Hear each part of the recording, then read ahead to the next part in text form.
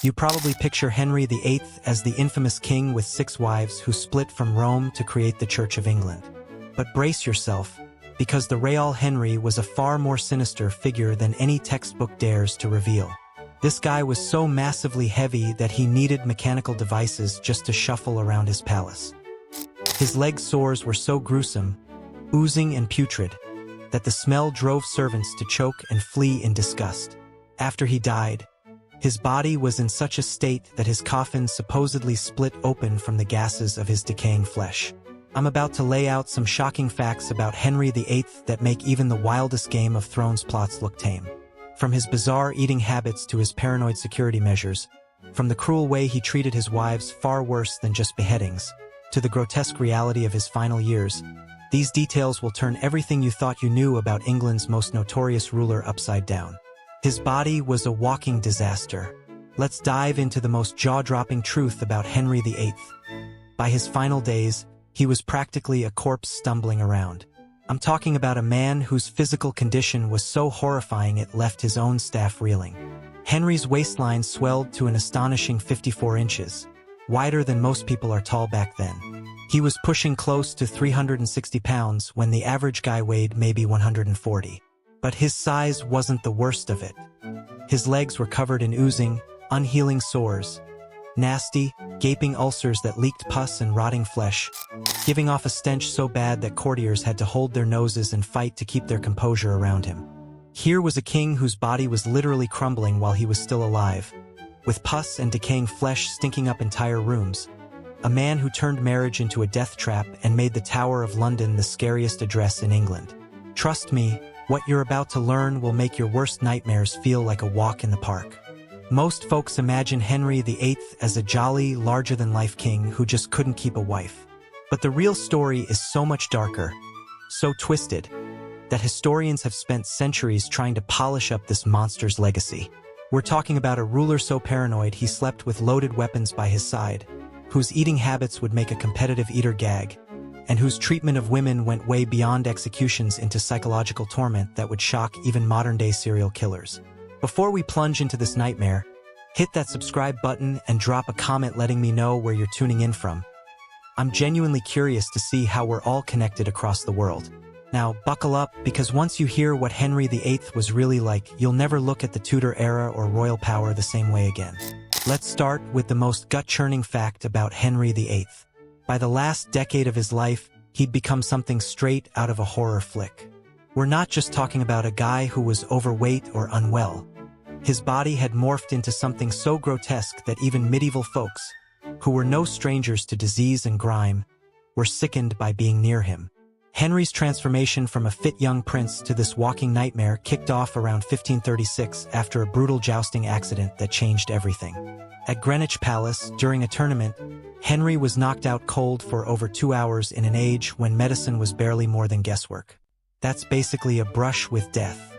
When he finally came to, those around him noticed his personality had shifted dramatically. The once reasonable young king turned paranoid, violent, and wildly unpredictable. But the physical toll was even more horrifying. The accident left him with leg wounds that never healed properly, turning into festering, rotting ulcers that ate away at his lower body. These weren't just scratches. They were huge, open sores, constantly dripping pus, blood, and decomposing flesh. The stench was so overpowering that courtiers would gag just approaching him, with some accounts saying you could smell it rooms away. Servants held scented cloths to their faces when they had to tend to him, and plenty would flat-out vomit from the smell alone. Even Henry's doctors were so repulsed by his leg sores that they'd make up excuses to skip examinations, despite knowing that refusing to treat the king could be seen as treason. As Henry got older, his weight skyrocketed to insane levels. By his final years, he was tipping the scales at around 390 pounds, with a waistline stretching to 56 inches. To put that in context, that's bigger than most folks are tall. His face was so bloated with fat that his eyes were reduced to tiny slits in his massive head. His neck, completely gone, making it look like a giant balloon was perched on his shoulders. He could barely move, so they built him special chairs with pulleys and wheels to get around his palaces.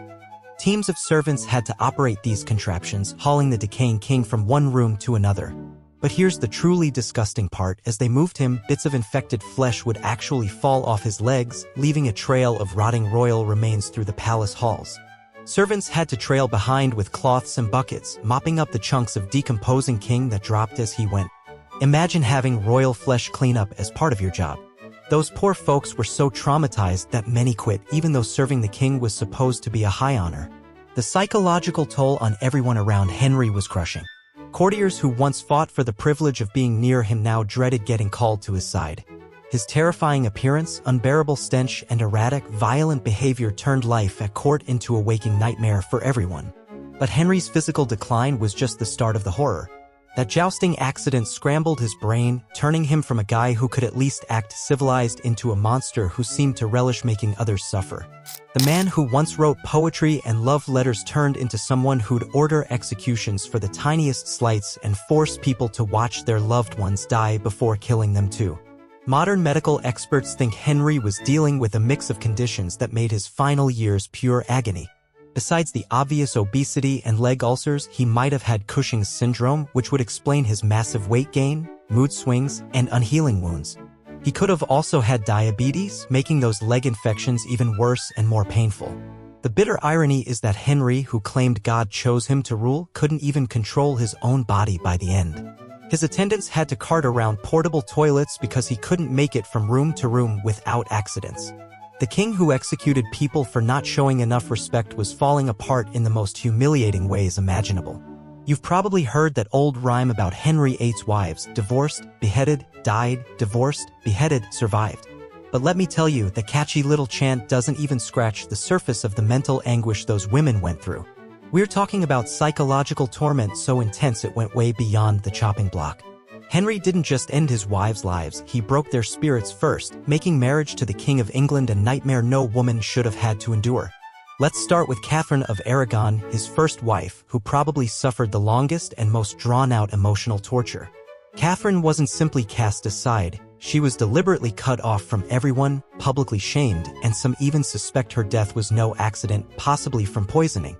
When Henry set his sights on Anne Boleyn, he didn't just ask Catherine for a divorce like a normal person might. No, he proclaimed their 24-year marriage was never legitimate in God's eyes, basically branding Catherine a liar who'd been living a sinful lie for over 2 decades. But his cruelty dug even deeper. He banned Catherine from seeing their daughter, Mary, weaponizing their child to hurt her mother. Picture the pain of being told you can't see your own kid because your husband claims your marriage was a sham. In her final years, Catherine was essentially a prisoner in her own home, stripped of her royal title, isolated from friends and family, and constantly threatened with execution unless she accepted Henry's twisted version of the truth. The mind games he played were ruthless and unending. One day, he'd send her kind notes or small gifts, only to follow up with threats of treason the next. He forced her to sign papers admitting their marriage was null, then changed his mind and demanded different documents. The relentless uncertainty and fear took such a toll that Catherine started suffering from severe stomach issues, which many historians think came from chronic stress or maybe even poison. When she died in 1536, Catherine was utterly alone, save for a few loyal servants. Henry didn't even bother showing up to her funeral and barred their daughter, Mary, from visiting her dying mother. Catherine's last letters, pleading for mercy for their daughter and expressing her unwavering love for Henry, went unanswered. The man she devoted over 20 years to couldn't even spare a word to acknowledge her passing. And Boleyn's story is even more chilling, showing just how far Henry would go with his sadistic schemes. When he decided to get rid of Anne, he didn't just order her death, he cooked up a vicious plot to crush her spirit before the axe fell. First, he had Anne's musician, Mark Smeaton, tortured until he admitted to an affair with the Queen. But one confession wasn't enough for Henry. He rounded up 4 other men, including Anne's own brother, George, and forced them to confess to sleeping with her too. The emotional agony of watching innocent people suffer because of their connection to her must have been unbearable for Anne. But Henry took it even further. He made her watch the executions of all 5 men accused of being her lovers, knowing her own death was next. She had to stand there, seeing her brother's head held up for the crowd, a calculated move to shatter her mentally before her own execution. Even her death was turned into a drawn-out psychological ordeal. Henry initially planned to burn her at the stake, the standard punishment for adultery, but then graciously switched it to beheading. He brought in a special executioner from France, supposedly for a cleaner kill, but really to stretch out Anne's torment as she waited days for the guy to arrive. Locked in the Tower of London and swung between hysteria and eerie calm, sometimes laughing uncontrollably, other times praying for hours. The strain of facing death for crimes she didn't commit, combined with the trauma of watching innocent men die because of her, clearly pushed her to the brink of madness. Catherine Howard's fate is maybe the most heartbreaking because she was practically a kid when Henry married her, and his actions reveal how he preyed on young minds. Catherine was probably 18 or 19, married to a grotesquely obese man in his late 40s whose legs were literally rotting. Just imagine the trauma of a teenager forced to share a bed with someone in that condition. When Henry learned Catherine had a romantic past before their marriage, his response showed his true cruelty. He didn't just execute her, he changed England's laws to make it treason for anyone to marry the king without disclosing their full sexual history. Can you believe the ego it takes to rewrite the legal system just because your teenage wife wasn't a virgin? But Henry's cruelty didn't stop at laws. He locked Catherine in the Tower of London for months before her execution, sending her messages that swung between false hope and grim threats. One day, he dangled the possibility of a pardon if she confessed. The next, he'd describe in detail how her death would go down.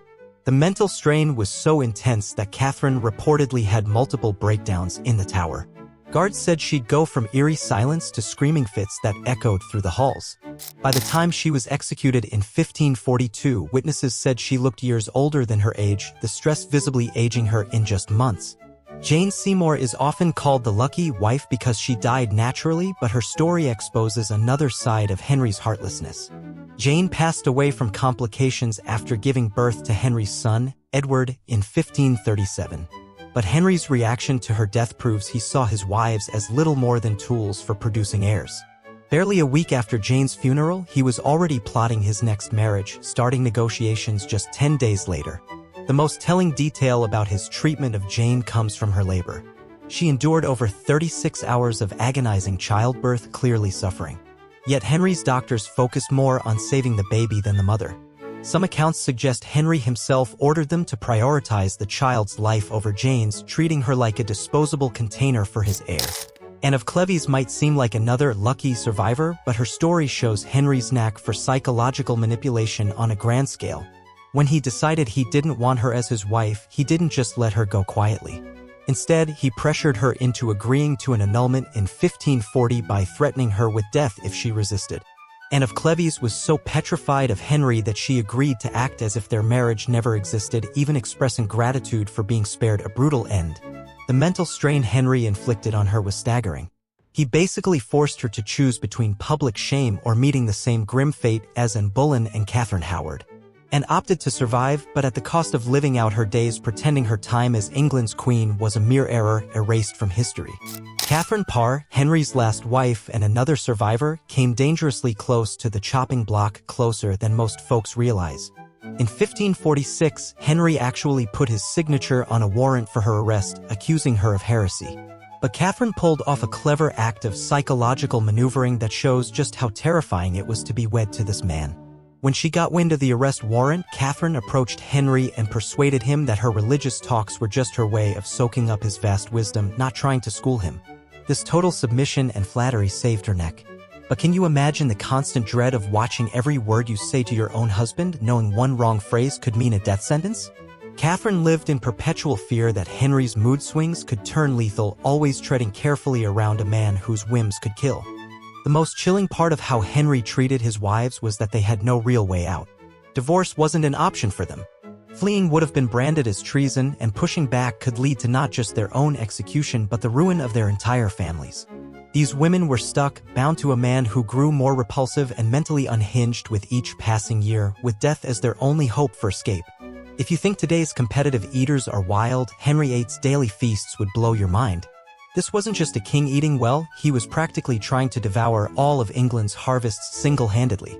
His eating habits were so over the top, so downright bizarre, they'd be labeled a mental disorder today. In his later years, Henry was packing away about 4,800 calories a day, more than twice what an active guy needs. And keep in mind, this was a man who could barely move by the end. But the sheer amount of food wasn't even the craziest part. It was the almost sacred way he treated eating, mixed with paranoid rituals that turned every meal into a strange, theatrical spectacle. A typical supper for Henry might feature a whole roasted pig, several chickens, a variety of fish, piles of bread, and enough wine to knock out a dozen men. His kitchen staff churned out over 700 dishes daily just for his household, with Henry sampling dozens himself. The royal kitchens had over 180 workers, more than many modern restaurants, laboring nonstop to keep up with his appetite. But Henry's eating habits veered into outright madness. He believed certain foods had mystical powers to boost his body and mind. He thought gobbling up swan would make him move more gracefully, even though he needed mechanical contraptions just to stand. He was convinced eating heaps of deer meat would turn him into a master hunter, despite being too heavy to ride a horse or pull a bowstring. Most disturbingly, Henry believed oysters would supercharge his bedroom performance, so he'd stuff himself with them before visiting his wife's chambers, oblivious to how his decaying body and foul odor were far bigger turnoffs than any diet could fix. The rituals around Henry's meals were pure insanity. Every bite he took was pre-tested by multiple servants to check for poison. But his paranoia went way beyond standard precautions. He made his food tasters wait a full 30 minutes after sampling to ensure they didn't keel over from slow-acting toxins. Even that wasn't enough for him. He demanded his meals be cooked in sealed kitchens with guards overseeing every step. The salt, spices, even the water had to be tested by different people. A simple dinner turned into a full-blown military operation involving dozens of staff and hours of prep. Henry's meals were like stage shows, with him eating in front of hundreds of courtiers, the whole ordeal dragging on for up to 4 hours. Picture watching this massive, rotting king plow through enough food to feed a small village while everyone pretended it was normal royal behavior. Courtiers had to watch, act impressed, and cheer his appetite even as the stench from his festering legs made them queasy. The mental toll of these dining spectacles was crushing. People had to smile and clap while witnessing something deeply unsettling, knowing that any hint of disgust could be seen as criticizing the king, treason, basically. These dinners became group exercises in psychological torment, with everyone forced to hide their horror. Henry's food paranoia hit absurd levels when he outlawed certain foods at court, not for health reasons, but because he thought they were too common for a king. Things like turnips, barley, and peas were banned from the royal table even though they'd have been healthier than the piles of meat and sugar he ate daily. The irony is mind-boggling. While Henry gorged himself on enough food for dozens, much of England struggled with food shortages and crop failures. His kitchens devoured massive amounts of meat, grain, and staples that could have fed hundreds of ordinary families. Even worse, Henry's gluttony messed with his ability to rule. Records show him making major political and military decisions during these massive eating binges, often so drunk on wine he could barely talk straight. Treaties got signed, wars got declared, and people got sentenced to death by a king too stuffed and sloshed to know what he was doing. The most grotesque part was how his overeating fueled his physical decline. The more he ate, the worse his health got, which made him eat even more to cope with the pain. As his leg infections worsened, he'd eat to distract himself. As he got less mobile, he'd eat out of boredom and frustration. By his final years, his eating was so extreme that servants worried he might literally eat himself to death in one sitting. There are stories of Henry eating so much so fast that he'd get violently sick, throwing up half-digested food only to demand more immediately. His stomach had stretched so much that normal portions left him feeling empty, trapped in a vicious cycle of gluttony and decay. The mental side of Henry's eating habits was probably the most unsettling part of it all. Food wasn't just sustenance for him. It became his main source of joy and control in a life where his body was failing and his mind was unraveling. With everything else crumbling around him, he could still demand lavish feasts and make people watch him devour them. Eating was Henry's way of flexing his royal power, proving he was still king, even as his grotesque appearance made him look more like a monster than a monarch. The waste from his meals was jaw-dropping. Leftovers from the royal table could have fed hundreds, but they were often tossed out or fed to dogs instead of given to the poor. Henry's gluttony wasn't just destroying him. It stood as a glaring symbol of the waste and inequality that defined his rule. Even his doctors were too scared to warn him that his eating was killing him, since criticizing the king's lifestyle could be seen as treason. They had to stand by, watching their patient ruin himself with food, powerless to offer the basic medical advice that might have saved him. The same power that let Henry eat whatever he wanted, in obscene amounts, also ensured no one could dare tell him to stop. Henry VIII's paranoia wasn't just a personal tic. It was like a plague that infected his entire kingdom, turning England into a surveillance state that'd make modern tyrants jealous. By his final years, Henry was so convinced everyone was out to get him that he turned court life into a psychological horror show, where trust was impossible, and one wrong word could mean a death sentence. Let's talk about his sleeping setup, which shows just how deep his mental instability ran. The king kept loaded crossbows by his bedside and tucked several daggers under his pillow. But that was just the start of his nighttime security drama. He also had armed guards posted inside his bedroom, watching him sleep all night long. Can you imagine being so terrified of assassination that you can't even rest without armed men staring at you? But even that didn't satisfy Henry's paranoid mind. He insisted the guards be swapped out every few hours, convinced that too much time alone with him would tempt them to plot his murder. Those guards were watched by other guards, creating a layered web of surveillance that turned his bedroom into something like a maximum security prison. The palace itself became a fortress of fear under Henry's orders. He had secret passages built into every building he lived in, not for sneaking off to secret meetings, but as escape routes in case assassins came for him. These hidden corridors and pathways let him move through his own palaces without being seen by his own staff. He had peepholes carved into walls to spy on his courtiers and crude listening devices hidden in meeting rooms to eavesdrop on private talks. The tech was basic by today's standards, but the psychological toll was crushing. Nobody knew when the king might be watching or listening, creating a constant atmosphere of dread and suspicion. Henry's paranoia hit truly wild levels when he set up a network of spies to watch his other spies.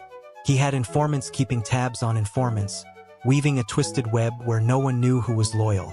Life at court became a mental nightmare, with everyone potentially ratting out everyone else, and a single misstep could lead to treason charges. The most chilling part of Henry's spy network was how it turned people against their own loved ones. Kids were encouraged to snitch on their parents, spouses were rewarded for betraying each other, and servants got perks for informing on their masters. Henry built a world where loyalty to the crown trumped personal relationships, and trusting anyone was a risky move. His food paranoia was almost comical in its absurdity.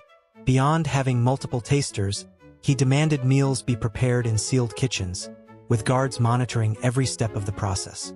Every ingredient, salt, spices, even water, had to be tested by different people, and the whole cooking operation was watched by security, who were watched by more security. Preparing a simple meal became a full-blown military mission. Plates and utensils were checked for poison, and the kitchen staff lived in terror that any mistake could be mistaken for an assassination attempt, costing them their lives. Henry's paranoia didn't spare his own kids. He had spies watching his daughters, Princess Mary and Princess Elizabeth, convinced they were plotting to overthrow him. These were his own children, treated like enemy spies in their own home. The emotional toll on Mary and Elizabeth, growing up knowing their fathers saw them as threats, shaped their lives in profound ways. The most disturbing part of Henry's paranoia was how it poisoned his marriages.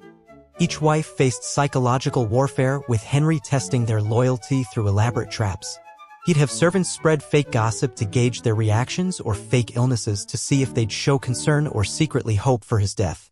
His wives were followed by spies, their every word and move reported back to a husband growing more unhinged by the day, leaving them as prisoners in their own marriages. His paranoia got so extreme that he started executing people for crimes they hadn't even committed. He'd have someone killed based on a dream that they betrayed him, or because someone else hinted they might be disloyal someday. The Tower of London was always packed with people whose only crime was being near Henry during one of his paranoid episodes. One of the most shocking cases was the Marquis of Exeter, executed in 1538 mainly because Henry dreamed he was plotting against him. The Marquis had been nothing but loyal, but a king's nightmare was enough to end his life. This set a terrifying precedent where no amount of loyalty or innocence could protect you from Henry's paranoid delusions. Henry VIII's paranoia transformed England into a surveillance state, infecting his court and beyond with fear and distrust. Nobles spied on each other for imagined rewards, servants betrayed masters to avoid accusations, and everyone lived in terror of being the next target of the king's delusional suspicions. Conversations were carefully monitored to avoid any hint of disloyalty, and relationships were scrutinized for potential suspicion. This atmosphere destroyed genuine loyalty, fostering resentment among Henry's devoted subjects and forcing potential plotters to become more cunning. Ironically, his elaborate security measures made him less safe, creating an environment of fear and resentment that sparked real conspiracies while distracting from actual threats. By the end of his reign, Henry was isolated, unable to trust anyone or enjoy his power, a prisoner of his own paranoia. The charismatic king had become a terrified, unstable dictator, seeing enemies everywhere and finding no comfort. In his final years, Henry's physical decay mirrored the corruption of his reign. His massive body, ravaged by infected leg wounds, required teams of servants to move him in specially designed chairs with pulleys. As they transported him, chunks of rotting flesh fell off, forcing attendants to follow with buckets and cloths to clean up the gruesome trail. The stench from his body was so overpowering, worse than London's open sewers, that even physicians had to leave to vomit. Servants held perfumed handkerchiefs to their faces while tending to him. In his final days, Henry's swollen, shiny skin and grotesque appearance made him look barely human. The king who claimed divine right was now helpless, dependent on servants he had terrorized for decades. His loss of bodily control required portable toilets, a humiliating fall for a man who executed others for disrespect. When Henry died on January 28, 1547, his corpse was so horrific that confirming his death was a nightmare. The smell and sight were so repulsive that even physicians hesitated to approach. His body, bloated with decomposition gases, was wrapped in lead and sealed in reinforced coffins. During the funeral procession to Windsor Castle, the coffin exploded from the pressure, splattering rotting remains inside the hearse. The stench halted the procession as servants scrambled to clean up, some vomiting from the smell. Dogs reportedly licked up Henry's remains that leaked onto the road, a grotesque end for a king who claimed divine favor. His burial was chaotic. The oversized grave collapsed repeatedly under the weight of his coffin, and the stench lingered for months, fueling rumors of supernatural unrest from his tomb. The psychological impact of Henry's reign and death was profound. Servants who handled his corpse reportedly died soon after, possibly from infections or trauma. His daughters, Mary and Elizabeth, were deeply scarred. Mary, traumatized by her father's treatment of her mother, Catherine of Aragon, became Bloody Mary, violently undoing Henry's religious reforms. Elizabeth, haunted by her mother and Boleyn's execution and her own precarious status, developed paranoia that shaped her solitary reign. The nobility, decimated by Henry's executions, left a power vacuum that destabilized England for decades. His break with Rome, driven by personal desires, sparked centuries of religious conflict. His financial excesses, lavish palaces, wars, and gluttony nearly bankrupted the kingdom, leaving debts that lingered for generations. Henry's reign set dangerous precedents for royal power, normalizing absolute authority and influencing future monarchs. The surveillance state he created outlived him, shaping how English people viewed authority and trust. His story is not one of romance but a warning about unchecked power. History's glamorization of Henry ignores the servants who cleaned his rotting flesh, the wives he terrorized, and the kingdom he traumatized. His body, too corrupt for its coffin, reflected a soul too corrupt for his crown. Henry VIII's legacy is a cautionary tale of what happens when monsters rule unchecked, leaving a trail of horror that England felt for generations.